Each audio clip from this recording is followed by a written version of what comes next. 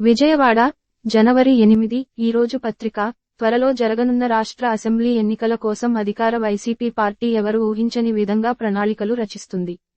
గత కొద్ది రోజులుగా తెలుగుదేశం, జనసేన పార్టీలు ప్రచారంలో తమ దూకుడు పెంచాయి. అదే సమయంలో వైసీపీ కొంతమంది సిట్టింగ్ ఎమ్మెల్యేలకు సీట్లు నిరాకరించడంతో అసమ్మతి స్వరాలు వినిపిస్తున్నాయి. ప్రతిపక్ష పార్టీలు బలం పుంజుకుంటూ ఉండటం, సొంత పార్టీలోని కొంతమంది నాయకులు అసమ్మతి రాగం వినిపిస్తూ ఉండటంతో వైసీపీ అధిష్టానం తన వ్యూహాలను హఠాత్తుగా మార్చి వేస్తున్నట్లు విశ్వసనీయ వర్గాల సమాచారం. బలం పుంజుకుంటున్న ప్రతిపక్షాల దూకుడుకు చెక్ పెట్టి తిరిగి తమ ప్రభుత్వమే ఏర్పాటు చేసే దిశగా వైసీపీ అధిష్టానం పావులు కదుపుతూ వేగంగా నిర్ణయాలు తీసుకుంటుంది. 3 మంత్రులతో సహా మొదటి తప్ప 11 మందికి టిక్కెట్లు నిరాకరించినా, రెండవ విడతలో వైసీపీ కొద్ది రోజుల క్రితం మరో 27 మందికి టిక్కెట్లు నిరాకరించింది. రేపు 3వ విడతగా మరో 35 మంది కొత్తవారికి సీట్లు ఇవ్వనుంది. ఇప్పటికే 14 నుంచి 20 స్థానాల అభ్యర్థుల లిస్టు ఖరారు కాగా, మిగిలిన వారి లిస్టును కూడా రేపు సాయంత్రానికి ఖరారు చేసి 3వ విడత జాబితా ప్రకటించనుంది. మరో 5 విడతల్లో మిగిలిన నూతన స్థానాల జాబితాని ఈ నెల 20 తేదీలోగా పూర్తి చేయాలని అధిష్టానం చేస్తున్నట్లుగా తెలియవచ్చింది. అయితే భారతదేశ రాజకీయ చరిత్రలో ఏ పార్టీ చేయని సాహసాన్ని వైసీపీ చేస్తున్నట్లుగా సమాచారం. ఏపీలో నూతన 75 అసెంబ్లీ స్థానాలు ఉండగా ప్రతిపక్ష టీడీపీకి 23 స్థానాలు లభించాయి. జనసేనకు 1 స్థానం మిగిలిన 151 స్థానాలను వైసీపీ గెలుచుకున్న విషయానికి తెలిసిందే. 151 సిట్టింగ్ ఎమ్మెల్యేలు ఉన్న వైసీపీ వారిలో దాదాపు 90 మందికి టిక్కెట్లు నిరాకరించి కొత్త వారిని ఇన్ఛార్జీల పేరుతో బరిలో దింపనుంది. మిగిలిన 61 సిట్టింగ్ ఎమ్మెల్యేలలో కేవలం 10 నుంచి 12 మంది మాత్రమే తిరిగి అదే నియోజకవర్గంలో సీటు ఇవ్వనున్నట్లు, మిగిలిన 50 మందిని జంబ్లింగ్ విధానంలో వేరే నియోజకవర్గాలకు మార్చనున్నట్లు తెలియవచ్చింది. అంతిమంగా 175 సీట్లు 10 నుంచి 12 మంది మాత్రమే తిరిగి అదే స్థానాలలో పోటీ చేస్తుండగా, మిగిలిన 163 స్థానాలు కొత్త వారి కింద లెక్క. ఎంతవరకు ఏ రాజకీయ పార్టీ కూడా ఇటువంటి ప్రయోగం చేయలేదు. ఒక నియోజకవర్గంలో సిట్టింగ్ ఎమ్మెల్యేకి టిక్కెట్ ఇచ్చిన మరో నియోజకవర్గానికి మార్చడంతో ఆ ఎమ్మెల్యే ఆ నియోజకవర్గం ముఖమే అవుతాడు.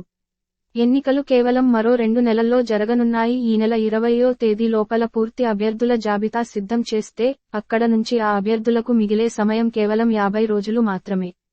ఈ 50 రోజులు సమయంలోనే కొత్త నియోజకవర్గంలో కేడర్ని సముదాయించుకోవడం, ఓటమి ప్రసన్న చేసుకోవడం జరిగిపోవాలి.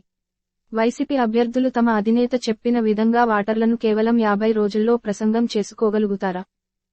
లేక సమయం చాలటం లేదని చేతులెత్తేస్తారా?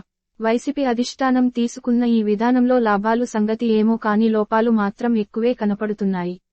ప్రస్తుత సిట్టింగ్ ఎమ్మెల్యేలు తిరిగి తాము ఆ నియోజకవర్గంలోనే పోటీ చేస్తామన్న ధీమాతో పెంచి పోషించుకుంటూ వస్తున్నారు. కేదార్ కూడా ఆ అభ్యర్థికి మద్దతు ఇవ్వటానికి మానసికంగా సిద్ధంగా ఉంటారు. అటువంటి సమయంలో ఆ ఎమ్మెల్యే మరో నియోజకవర్గానికి బదిలీ అయ్యి ఈ నియోజకవర్గానికి కొత్త అభ్యర్థి వస్తే, అప్పటి వరకు ఒక ఎమ్మెల్యేకి అనుకూలంగా ఉన్న నాయకులు హఠాత్తుగా అధిష్టానం తమపై రుద్దిన అభ్యర్థికి మద్దతిస్తారా, తమ ఓటు బ్యాంకును చీలకుండా ఆయనకే మళ్లీ ఇస్తారా అనేదానిపైనే ఆ అభ్యర్థి విజయావకాశాలు ఆధారపడి ఉంటాయి.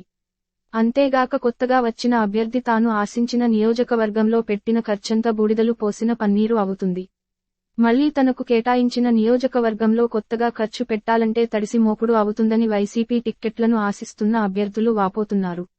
వైసీపీ ప్రస్తుత సిట్టింగ్ ఎమ్మెల్యేలలో అనేక మందిపై ద్వితీయ, తృతీయ శ్రేణి క్యాడర్ గుర్రుగా ఉంది. గెలిచిన తర్వాత గడిచిన 5 సంవత్సరాల కాలంలో తమకు ఏమీ చేయలేదన్న అసమ్మతితో రగిలిపోతున్న కేడర్కు కొత్త అభ్యర్థి వచ్చిన తర్వాత అయినా తమకు పనులవుతాయని ఆశపడితే మాత్రం ఆ అభ్యర్థి గెలుపు అవకాశాలు ఎక్కువగా ఉంటాయి.